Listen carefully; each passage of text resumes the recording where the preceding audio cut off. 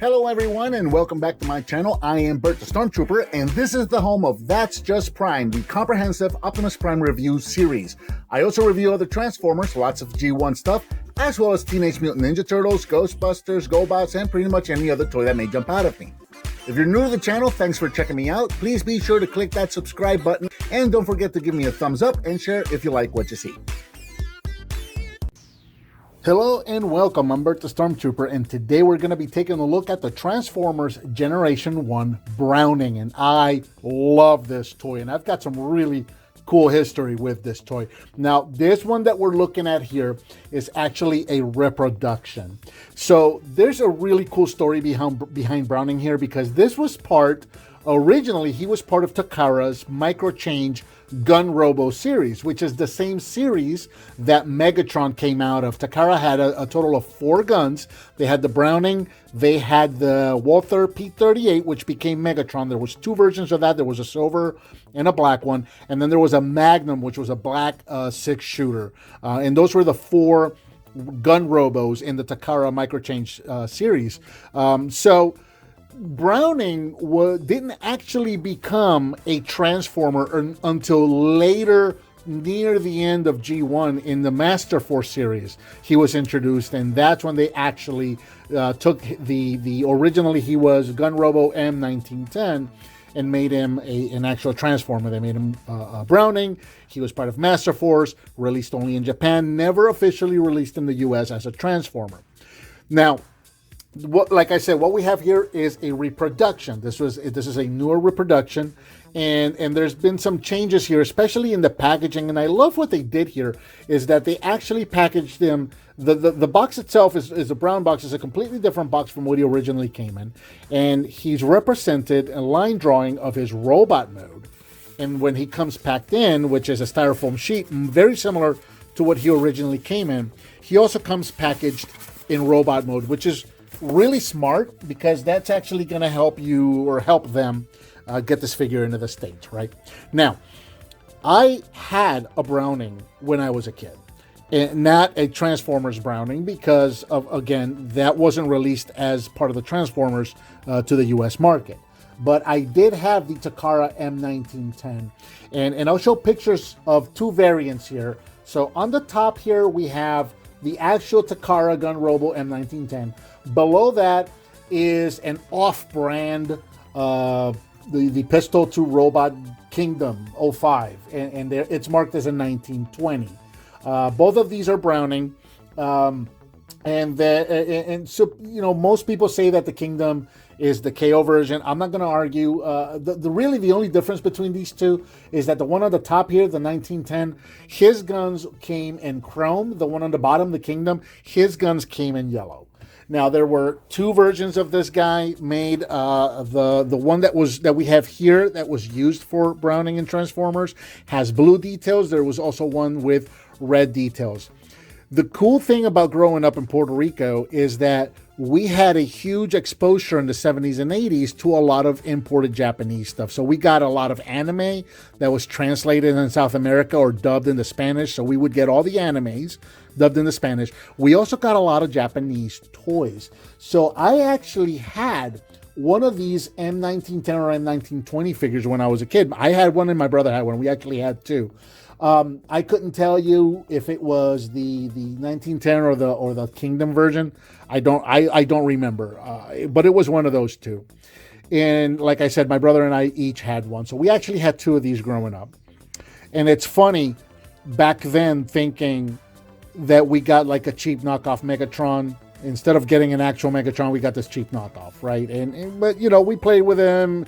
I think we made up the story that he was like Megatron's cousin or something like that. And then, you know, he went away with all our toys. Who knows what happened to them. And then later in life to find out that Browning is one of the most sought-after Transformers, and to realize that years and years later, to figure, man, not only did I have that figure, we had 2 of them, and we thought they were crap, and turns out they're like super expensive and super valuable. But what are you gonna do? So here I am hunting one down again. This reproduction is really nice. I don't know when this came out, and I think it retailed originally for about $50, but I don't know who made this, when it came out or anything like that. I'm really behind on this one, but I'm just really, really happy to have this guy back in my collection. So he comes packaged in this box here. He does have a sheet of instructions, very similar to the Transformers one. Now again, this one has been made specifically to replicate the Transformers version.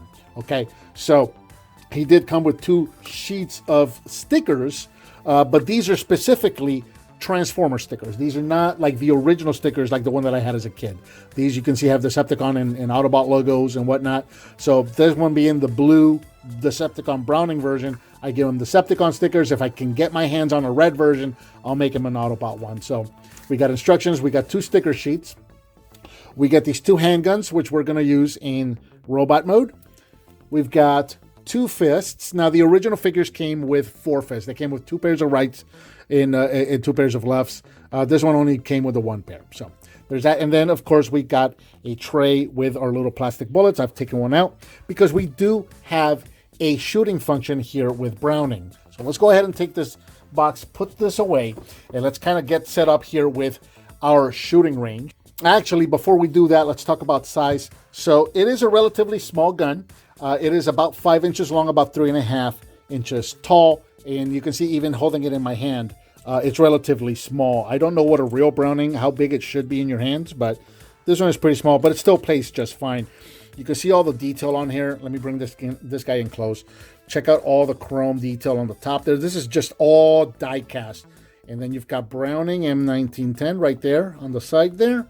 You've got the working trigger. You've got the logo right there. Nice detailed grip going all the way around. Very, very nice gun. Now, real quick for comparison, let's put him here and let's bring in his older cousin, shall we? G1 Megatron, which of course it's going to be huge when compared in this mode. Well, even when it's not in this mode, it's going to be huge. But there it is, so you can see what these guys look like together when Megatron is completely configured. And let me go ahead and take off the accessories real quick. And here they are now compared side by side without all of the accessories, which makes for a little bit better of a comparison, so you can see what these guys kind of look like together.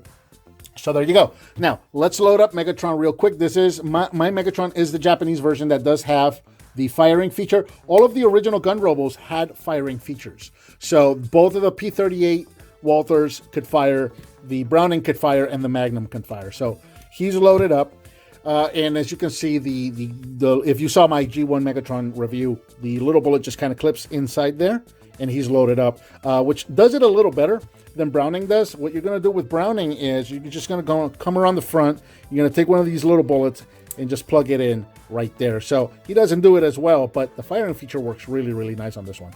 So we're going to take Megatron here. We're going to aim, and we're going to press that trigger, and there you go. So he fires his little red bullet, which is tiny and like super hard to keep track of.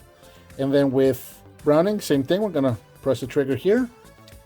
Go this way so you can see it, and there you go. It fires really well. The spring on this fires super, super nice. In fact, let's do that one more time. Spring in the bullet once again. Just plug it in right there.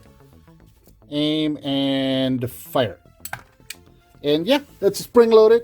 It's got a pretty good spring. I think this one actually fires better than my Megatron does. Maybe because Megatron's a little older. I don't know. But I'm just so super stoked and excited to get this guy back in my collection. All right, so getting into transformation. Super simple as with all these G1s. So we're going to start with the barrel itself, or the top of the gun here. Extend the front of the barrel, and then we're going to take the back here and extend this as well. And you want to do this first because the buttstock here is actually clipped in right here. So now we can go ahead and extend the legs until they clip into place. You can see the little hooks right there. Extend this one as well until it clips into place. So those little hooks hook into there in the gun mode to keep everything together. We're going to rotate the legs around like that. Straighten them out. Open up his feet. Bring out his heels. And you can see all the blue details actually on the outside of the leg instead of the inside of the leg. So take the top of the gun here and extend this up like so. We're going to rotate, and we're going to bring the arms down, which the spring-loaded head is going to pop up. So now, parts forming. We're going to take the fists, We're going to plug those in like that. And there is Browning in his robot mode. And here in robot mode, Browning is approximately 5.5 inches tall. So, you know, good size. And yeah, very cool. I absolutely love this guy. Not a whole lot in terms of articulation. Again, we're looking at G1 stuff here. I guess you could say the chest can rotate or the torso can rotate. The arms can go in and out a little bit, and they can rotate 360 degrees. Now, these are spring-loaded. So what you're going to want to do when you're turning the arms is pull out on them and then turn them. And they are going to have little stopping places. So they got about 8 spots that you can stop them. I mean, you can place them anywhere you want, but they are also going to stop in 8 different places there. So it's going to have that little bit of a soft ratchet, but you're going to definitely want to pull out on the arm before you move it. So there's that. The legs can, I guess he can ab crunch because of the transformation. And then you can open and close the legs a little bit, which helps for posing, but that's really going to be kind of about it. Cool feature here, though, is that he has rocket punch. So by using the sight here, there's a little yellow tab. You can actually, let's turn him this way. So you can pull back on the sight, and he's got rocket punch, which is really cool. The fact that he's got a rocket punch. A lot of G1 figures had rocket punch. So it's cool that this figure has it too. Clip that back into place. I'll get him right there. Let's bring him in close so you can see all of the details on him. I love that head. That head, I mean, I just love everything about this because it reminds me of the one I had as a kid, right? And that realization that when I was a kid, I thought this was not a great toy. And then later realized, my God, I had a treasure in my hands, and I had 2 of them. So I just am so excited to have this guy back in my collection. But check out the head. It's very kind of a Frenzy Rumble style head. And even the fact that it springs up and down just kind of has that Frenzy Rumble vibe for me. And then again, all of the chrome on this thing is just absolutely beautiful and stunning. And then, of course, you got a lot of stickers that you put on there, so that adds a lot of detail to the figure as well. All right, weapons. So again, we came packed with 2 guns, so you can give them a gun in each hand if you'd like.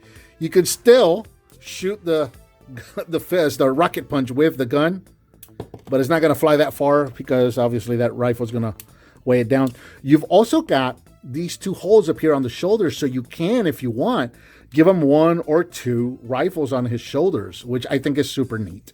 What I like to do is I like to give, this is just a personal thing. You can do whatever you want with these guys. And that's how these Takara figures were originally. They didn't have a story behind them like they did in Transformers. So you can set these up any way you wanted, right? So what I like to do personally is give him a rifle in his right hand, and then I'm going to put the other rifle over his left shoulder. Mine are super tight, by the way. So I really kind of got to work this in here and be gentle because I do not want to break this. I paid a lot of money for this figure. Oh boy. And yeah, this is what I like. This is what now Browning in Master Force, he did not have a gun over his shoulder. Right? But again, you can set these up any way you want, and I kind of like this look. It just gives them such a distinct look. And again, if I can get my hands on one of the red ones, then I'm going to make him an Autobot and do something different with him. I'm going to see if I can get one with the yellow weapons just to kind of differentiate them. But there you go. Again, for comparison, here he is with his older cousin, which, you know, in my head canon, these guys are now forever cousins. So, yeah, just deal with it because they are cousins now. So there they are together. So you can see, obviously, Megatron is considerably taller than Browning here. Again, there was, so the Gun Robo series had Browning. With everything I showed you here in another pair of fists. Then you had 2 Walther P-38 models in the Gun Robo series. You had the silver one that came with all the attachments that Megatron came with. So he had the scope, and he had the silencer, and he had the buttstock, all of that. And then there was another Walther P-38 that was black with brown details. And that one was just the gun. None of the other accessories came with that one.